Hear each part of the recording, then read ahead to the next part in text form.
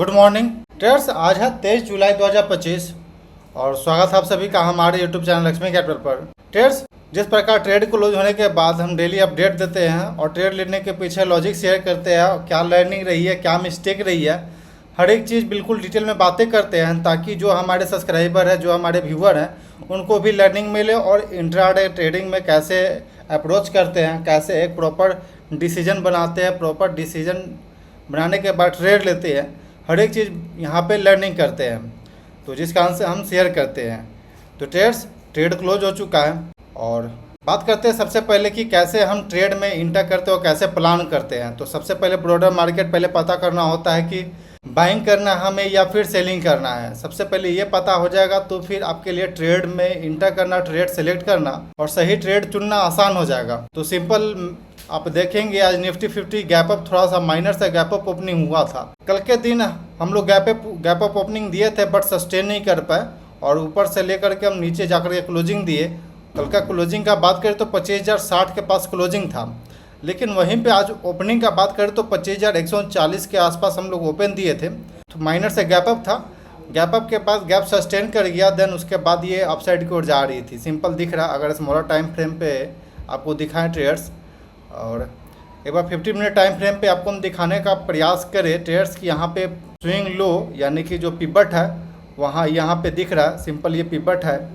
Then उसके अलावा यह एक कल का रेजिस्टेंस है जहाँ से हम लोग सेलिंग किए थे कल के दिन पे, और फर्स्ट 15 मिनट और फिर सेकंड 15 मिनट, दो कैंडल में हम लोग इस सपोर्ट, इस जो रेजिस्टेंस जोन था इसके नीचे हम लोग आ चुके थे।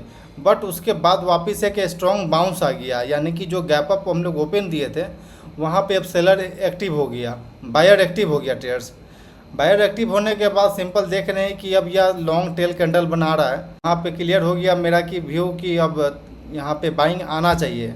और उसके अलावा हम एक चार्ट पैटर्न देख रहे थे। अगर हम निफ्टी 500 दिखाए आपको, निफ्टी 500 के अंदर चार्ट पैटर्न, तो आपको क्लियर कट हो जाएगा व्यू।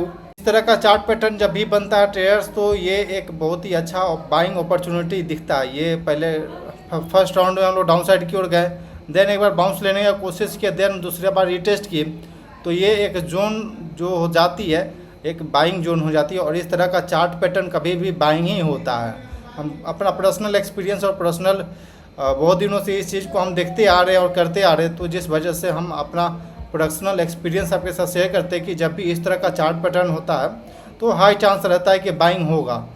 तो बस मेरा थिंकिंग यही था, क्योंकि हम पहले कभी बहुत बार देख चुके इस तरह का चार्ट पैटर्न बाइंग होते हुए, जिस वजह से मेरा सिंपल प्लानिंग हो गया कि बाइंग साइड करना है। नहीं तो यहाँ जब ये रेजिस्टेंस से सेलिंग होना शुरू हुआ तो फिर क्लियर था कि हमें सेलिंग जाना है, लेकिन जब ये चार्ट पैटर्न बना इस तरह का तो फिर मेरा व्यू चेंज होकर के बाइंग साइड आ गया। तो ट्रेड्स, सेम चार्ट पैटर्न ये निफ्टी टोटल मार्केट के अंदर भी बना है। तो फिर यहाँ पे क्लियर मेरा व्यू हो गया कि हमें बाइंग साइड जाना है।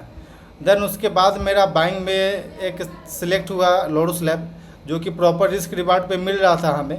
ट्रेड्स, प्रॉपर रिस्क रिवार्ड पे मिलने के बाद ये इसमें हम इंटर किए। आप देखेंगे यहाँ पे बाइंग किए हम लोग 818 रुपया के पास 50 क्वान्टिटी। पहला बाइंग मेरा यहाँ पे हुआ 100 क्वान्टिटी 822 रुपया के पास। यह आप देखेंगे ट्रेड्स, तो सेम चार्ट पैटर्न जो वहाँ पे बना था सेम चार्ट पैटर्न यहाँ बना। एक स्ट्रॉन्ग ब्रेकआउट आया, देन उसके बाद रिटेस्ट हुआ, तो फिर मेरा यहाँ पे प्लानिंग हो गया इंटर करने का जब ये अपने व्यू ऐप को क्रॉस किया तो। बट धीरे धीरे करके ये नीचे आना शुरू किया, लेकिन मेरा स्टॉप लॉस यहाँ पे 17 का था, 817 के पास था। ऑर्डर बुक आपको दिखा दे पहले। 10:12 पे मेरा लोडो स्लैब में 100 क्वान्टिटी 812 रुपया पे मेरा एग्जीक्यूट हो चुका था। देन मेरे अगेंस्ट में आया तो 10:56 पे 50 क्वान्टिटी और हम इंटर किया 818 रुपया 55 पैसा के पास। देन मेरे पास टोटल 150 क्वान्टिटी हो गया और इससे ज़्यादा नहीं लेना था क्योंकि प्रॉपर रिस्क रिवार्ड को फॉलो भी करना है। तो और ये मेरा जो डेली रिच होता है जो स्टॉप लॉस लेने का, वो हिट आ गया था, जिस वजह से फिर हम इसके बाद कोई क्वांटिटी ऐड नहीं की। बस इस कैंडल पे हम कुछ क्वांटिटी ऐड किए, देन छोटा छोटा करके नीचे आया। आप देखेंगे ट्रेस तो यहाँ एक बहुत ही अच्छा इसका सपोर्ट जोन भी है। आप स्मॉलर टाइम फ्रेम पे आप देखेंगे तो हाई चांस था कि अपने सपोर्ट को रिस्पेक्ट करेगा और यहाँ से एक बाउंस लेगा।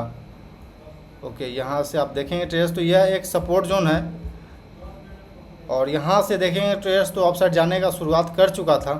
देन ये एक अपने लिक्विडिटी और ये चार्ट पैटर्न हमें सुबह में दिख गया, तो फिर मेरा यह प्लानिंग हो गया कि हमें बाइंग जाना इसमें, और फिर हम बाइंग का प्लानिंग किए।